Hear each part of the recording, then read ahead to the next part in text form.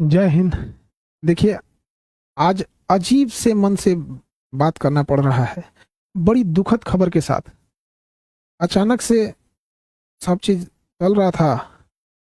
कहीं कुछ कुछ लोगों से कॉल आने लगा कि सर आप न्यूज़ देखिए, या फिर ऐसे ऐसे घटना हुई है कि रोशन सर के भाई की नेपाल में संदिग्ध स्थिति में डेथ हो गई। तो हमें कुछ देर के लिए विश्वास ही नहीं हुआ। हमको लगा कि ऐसे बोल रहा है सब आजकल।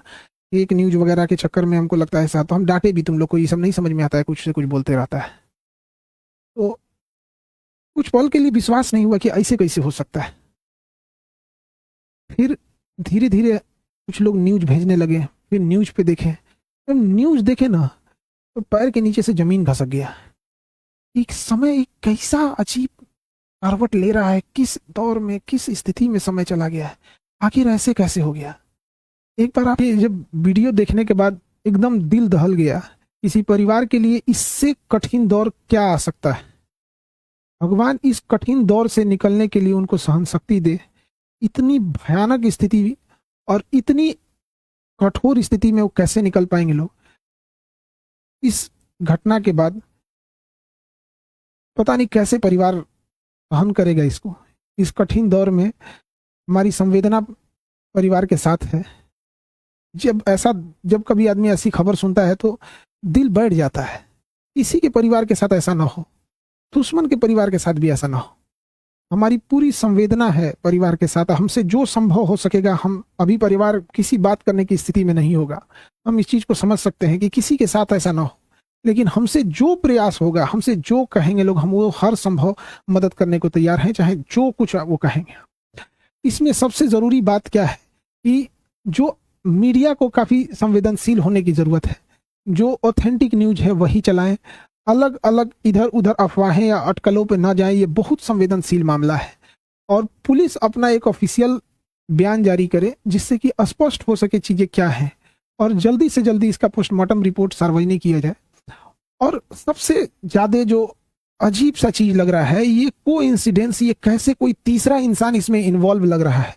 आखिर इतनी खतरनाक चीजें इतनी अमानवीकृत कैसे कोई कर सकता है। तो इसमें कोई ना कोई तीसरा साजिश जरूर कर रहा है। इसके लिए एक उच्च स्तरीय जांच होनी चाहिए, और उच्च स्तरीय जांच की रिपोर्ट को लाया जाए, और जो दोषी पाए जाएंगे उनमें एक को भी ना छोड़ी जाए। फांसी से नीचे इनकी कोई सजा नहीं होनी चाहिए। आखिर ऐसा किसने, अगर अगर किसी ने इसमें इन्वॉल्व है तो। अभी न्यूज में पता चल रहा है कि अलग अलग न्यूज अलग अलग चला रहे हैं। कृपया करके न्यूज वालों से भी हाथ जोड़ के विनती है। कोई कहता है कि मिर्गी की दवा खाई, एक दूसरा न्यूज देखो तो कोई कह रहा है कि शराब, कोई अलग न्यूज दिखा रहा है, कोई कुछ न्यूज दिखा रहा है। तो कृपया न्यूज वाले ऑथेंटिक चीजों को दर्शाओ। किसी की जान गई है, क्या मिर्गी की दवा कहाँ से थी, कहाँ से लाया गया, इसकी जांच पुलिस सार्वजनिक करे इस मामले को। और जो न्यूज में चल रहा है कि 5 लोगों को हिरासत में लिया गया है, सबसे जरूरी चीज है कि उन 5 लोग कौन कौन से थे, वो उनको नाम सार्वजनिक किया जाए। उनकी भी जांच होनी चाहिए कि वो आखिर कौन थे। दोस्त के रूप में कोई और तो नहीं था। ये तीसरा एंगल कोई हो भी सकता है। इसमें इस चीज को नकारा नहीं जा सकता है कि जिस तरह से इस मामले को तूल पकड़ाया गया, एक गार्ड का मैटर था, अपना सॉल्व हो जाता इसको, लेकिन इसको इस तरह से तूल पकड़ाया गया इतना बड़े लेवल पे। और इधर ये जब ये घटना सामने आती है तो कुछ समझ में नहीं आता है क्या करें आप।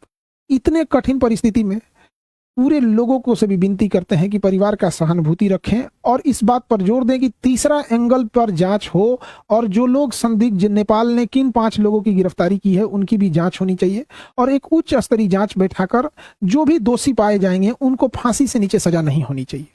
देखिए, जो इंसान अब पुण्य आत्मा अब दुनिया से चली गई, भगवान उनको शांति दे, लेकिन यदि इसमें जो इन्वॉल्व है उसको पुलिस पहुंच पकड़ लेती है या उच्च स्तरीय जांच में आती है, तो कहीं ना कहीं ये उचित रहेगा। इस कठिन परिस्थिति से अजीब सा समय ले आ देता है। कभी कभी समय इंसान को ऐसे जगह लाके खड़ा करता है ना, जहां इंसान को कुछ समझ में नहीं आता है क्या हो रहा है। ये समय का चक्र किधर चल रहा है, कौन सी साजिश चल रही है, कौन कौन इसमें इन्वॉल्व हो रहा है, कौन तीसरा इंसान तो नहीं इन्वॉल्व हो रहा है। आखिर वो 5 लोग कौन थे और उसके साथ क्या कर रहे थे। उस पुण्य आत्मा के लिए श्रद्धांजलि देते हैं, और इस कठिन परिस्थिति में मेरी संवेदना परिवार के साथ है।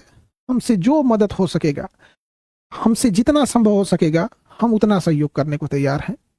लेकिन सबसे जरूरी चीज है कि पुलिस को इसमें आके एक ऑफिशियल प्रेस विज्ञप्ति जारी करनी चाहिए और जल्दी से जल्दी जो रिपोर्ट है उसे सार्वजनिक करनी चाहिए ताकि चीजें सही दिशा में जाए।